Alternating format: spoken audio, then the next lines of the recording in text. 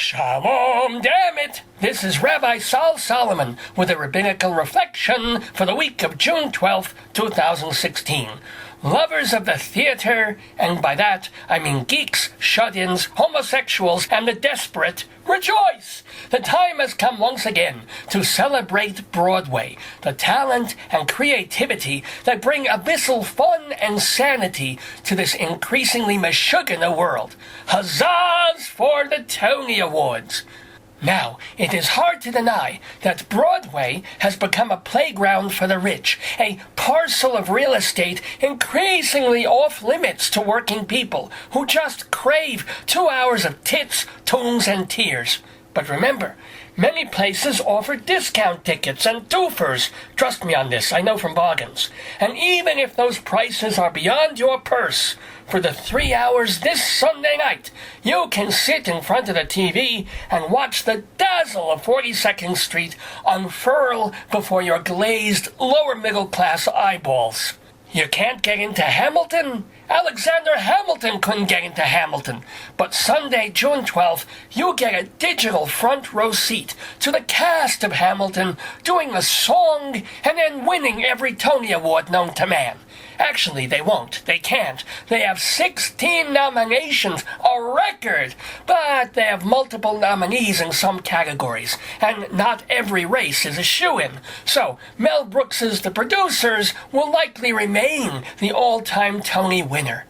If only I bought 112 shares of that show. Quel dommage. But there are other reasons to watch the Tony Awards, either in person at the Beacon Theater or on CBS, whose viewership is so old they should be nicknamed the Yahrzeit Network. Seriously, though, what I love to do most of all this time of year is look through the Tony nominations and find the Jews. There's generally a batch of them, this being theater and all, and it's a point of pride when my people are being recognized for their brilliance and for briefly escaping equity's 95% unemployment rate. First and foremost, let us exult that Fiddler on the Roof is back, and this time they have a Jew playing Tevye. He's Tony-nominated Danny Burston, who starts off as a modern guy who comes on stage reading the stories of Sholem Aleichem. Then he takes the jacket off and turns into Tevye the milkman. This has confused some matinee audiences. I guess when you get to a certain age, it can be hard to make the mental leap of no jacket, 1910 Russian Village, yes jacket, 2016 Sears Men's Department. How these audiences survive Tom Stoppard is beyond me. By the way, in the lead actor category, Danny Burston is up against Zachary Levi for She Loves Me. Now, this truly is confusing because Levi has a Jewish name, but he's a Gentile. Worse, in recent interviews, the Welsh actor said he was turned down for parts in Hollywood movies because he looked too Jewish. Levi said, quote, "I guess they were looking for more of a corn-fed white boy look. My family is from Indiana, come on! I feel for you, Danny. It's like that time I auditioned for the Carolina Chocolate Drops. I nailed it, sang like an angel. But did they call? Did they write? Not a word. And don't even get me started on how I tried to get into the Celtic Women. Actually, I almost got into one, but she found out I was married. Anywho, moving on to other Tony categories. Where the hell are my people? Where are the Cohens and the Rothsteins and the Shiowitzes and the Bermans? This year gives us names like Brooks and Nyong'o and Pickett Smith and the erotic-sounding Sengblow. Don't get me wrong, I'm all for diversity, but it's not so diverse if Jews are virtually absent. Thank God, thanks to Hamilton, we do have a featured actor in a musical, David Diggs. Yes, he's a Schwartz, but his parents gave him the Hebrew name for David because he's half Schwartz and half Jewish. So I let him marry half my daughter.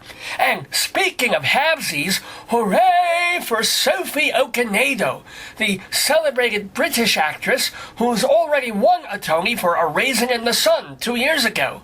Yes, she looks black, but there's cholent under the chitlins. Okonedo's mom is a Jewish Pilates teacher, and her parents were immigrants from Eastern Europe who spoke Yiddish. As Wikipedia notes, Okonedo's father took a powder, and her single mom raised her in unavoidable poverty. But, says the actress, we always had books. If that isn't Jewish, I don't know what is. Well, a synagogue is Jewish, that kind of is, and Hebrew, and mezuzahs, but you know what I'm saying. The wonderful lesson that we take from David Diggs and Sophie Okonedo is that we can integrate, we can intermarry, but not lose the spark of Yiddishkeit. We will no longer look or sound the same, and we will probably have better hair. But Jewish upbringing, connection, and belief need not go by the wayside, even if our people are far away from Bayside. And so, on Tony night, when Lin-Manuel Miranda is giving his 30-second speech about inclusion, please remember that we are not as excluded as it might first appear. Just look at the best musical nominees: Hamilton, School of Rock, Shuffle Along, Waitress, and Bright Star. Hamilton deals with money, which Jews are always worried about. School of Rock concerns education, which is sacred to us. Shuffle Along is what every Jew over 70 does, and Waitress is what we all holler in a restaurant. As for Steve Martin and Edie Brickell's Bright Star, who's to say it isn't six-pointed? This has been a rabbinical reflection from Rabbi Sol Solomon, Temple Sons of Bitches in Great Neck, New York. On with the Tony Show!